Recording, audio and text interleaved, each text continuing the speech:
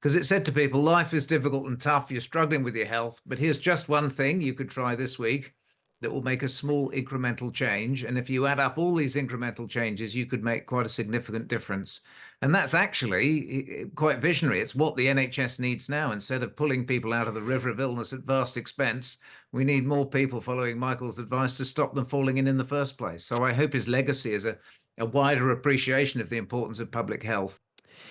Now, Michael Mosley's wife has paid tribute to her wonderful, funny, kind and brilliant husband after the TV doctor's body was found earlier on the Greek island of Symi.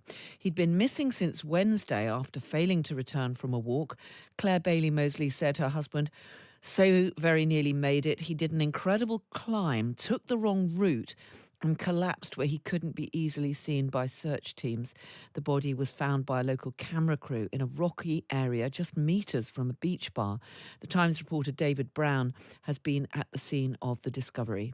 It's very close to an area where I was yesterday, called the Abyss. It's a network of caves and tunnels, where I spoke to 3 firefighters who I'd seen spent 40 minutes searching this area. They were searching closer to the sea.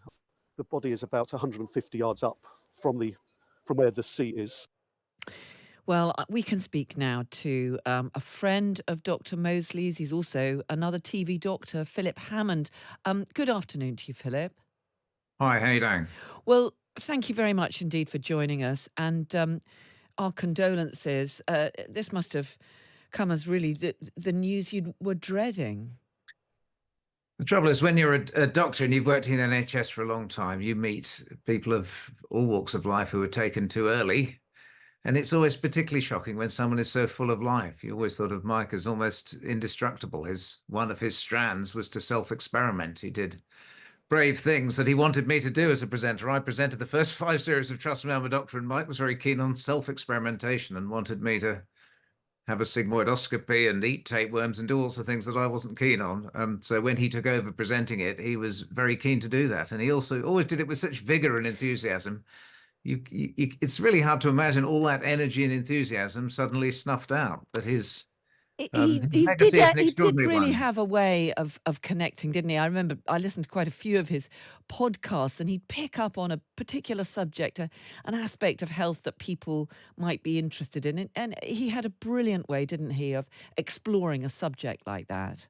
He did. He was fascinated by research. So when he was executive producer and producer on Trust Me, I'm a Doctor, and was across all the stories. He went into it in minute detail. He knew everything.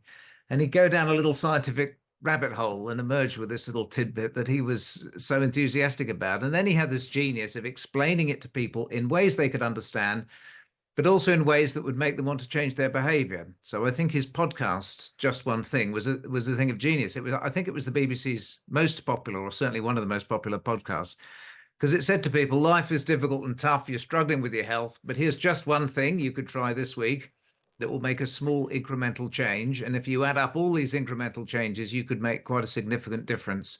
And that's actually quite visionary. It's what the NHS needs now. Instead of pulling people out of the river of illness at vast expense, we need more people following Michael's advice to stop them falling in the first place. So I hope his legacy is a wider appreciation of the importance of public health, and it's sort of wound out to people who need it most. Just finally, I mean, will you have a particular memory? Do you have a particular memory that you could share with us this afternoon? So many people are really going to miss Dr. Michael Mosley. He gave you your first big break. What's your standout memory of him? It's all of it. It's his laughter. I think above all of it, it's his laughter. He was like a naughty schoolboy. I mean, he was quite a modest person, and he suddenly came alive when he presented. But he was so enthusiastic about it. I can remember him giggling in the background when we filmed a slightly sensitive thing about men trying to regrow their foreskins, and I can remember Mike in the background getting the giggles, and I finding it very difficult to present the piece. But it was his laughter. He was just lovely to work with. You work with a lot of people in the media who can be difficult or tough or bullying or unpleasant. He was always supportive, always enthusiastic, always on top of his brief, and that above everything as well. He'll be sorely missed by all the people who were lucky enough to work with him. Dr. Philip Hammond, really good of you to come and speak to us about it this afternoon. Thank you very much indeed. You're welcome. First, though, more on those reports that a body has been found in the search for Dr. Michael Mosley. David Brown, the Times chief news correspondent, is on the Greek island of Symi. He's been bringing us regular updates. And David, what have you learned in the last few minutes? Callum, extremely distressing news. I don't know if you can see behind me, the police have arrived. We discovered a body about 20 minutes ago, a badly decomposed body on the far side of the fence you can see just behind me. The body is wearing the similar clothing to that worn by Dr. Michael Mosley, and beside his head is a purple umbrella. And we know that Dr. Mosley was carrying an umbrella when he disappeared on Wednesday afternoon. It was discovered by British journalists. I was one of the first people to unfortunately see the very badly decomposed remains. The tragedy is it's just on the other side of the fence from this very popular beach restaurant and bar. It's a lovely place. He was 50 yards from the gate which would have given him entry to this resort. My guess is he might have stumbled and fallen. He's lying on his back with the umbrella rolled up, but lying at the back behind his head. Suggests to me he may have tripped and was unable then to get up and has been there. We've been following you as you've been moving around the island in the last couple of days. So could you just put the location of where you are in the context? Yeah, I think as I discussed this morning, Callum, I said I was going to this lovely beach resort of Agia Marina, which is a 30-minute walk from the village of Pedi, which is the last place we know Dr. Mosley was caught on CCTV camera. We know he entered the mountain path that leads to Agia Marina and then on to the port where he'd been staying with his wife, Claire. This is a pit stop on the way to the port, trying to get back home.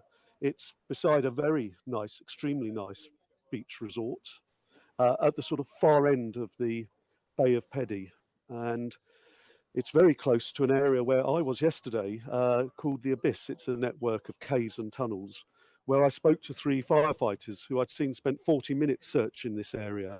They were searching closer to the sea. The body is about 150 yards up from where the sea is. Okay. And clearly the rescuers didn't see it. It's in a slight gully by the wall of the fence. Okay.